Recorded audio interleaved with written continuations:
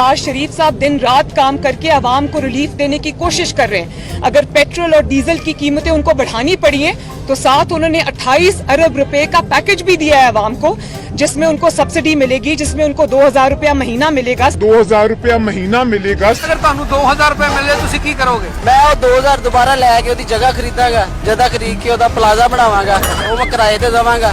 आस्ता आस्ता 2000 ਲੈ ਕੇ मैं पूरा पाकिस्तान खरीद लेना वा। ਸਭ ਤੋਂ ਪਹਿਲੇ ਮੈਂ ਜਿਸਮ ਲਾਂਗਾ ਉਹਨਾਂ ਕੋਲੋਂ ਮੈਂ ਨਾਲ ਸਿਕਿਉਰਿਟੀ ਗਾਰਡ ਲੈ ਕੇ ਜਾਵਾਂਗਾ, ਨਾਲ 1 ਕਰੋੜ ਦੀ ਗੱਡੀ ਕਢਾਵਾਂਗਾ ਤੇ ਬਾਕੀ ਜਿਹੜੇ ਬੱਚੇ ਹੁੰਦੇ ਉਹ ਤਾਂ ਮੈਂ ਇਨਵੈਸਟ ਕਰਾਂਗਾ ਨਾ, ਫਿਰ ਬਾਅਦ ਵਿੱਚ ਉਹਦਾ प्लॉट लाऊंगा।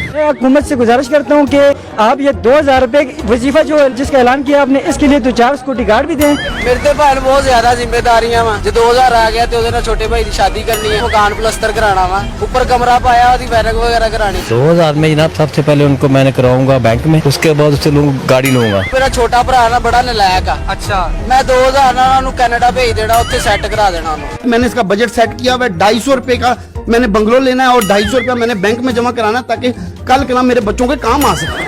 मैं अपने महल्ले 'ਚ ਜਿਹੜੀਆਂ ਬੇਵਾ ਔਰਤਾਂ ਵਾ ਸਾਰਿਆਂ ਨੂੰ ਸਿਲਾਈ ਮਸ਼ੀਨਾਂ ਦਵਾਂਗਾ, ਕੱਪੜੇ ਧੋਣ ਵਾਲੀਆਂ ਮਸ਼ੀਨਾਂ ਦਵਾਂਗਾ, ਜਿਹੜੇ ਬੇਰੋਜ਼ਗਾਰ ਆ ਉਹਨਾਂ ਨੂੰ ਰਕਸ਼ੇ ਲੈ ਕੇ ਦਵਾਂਗਾ।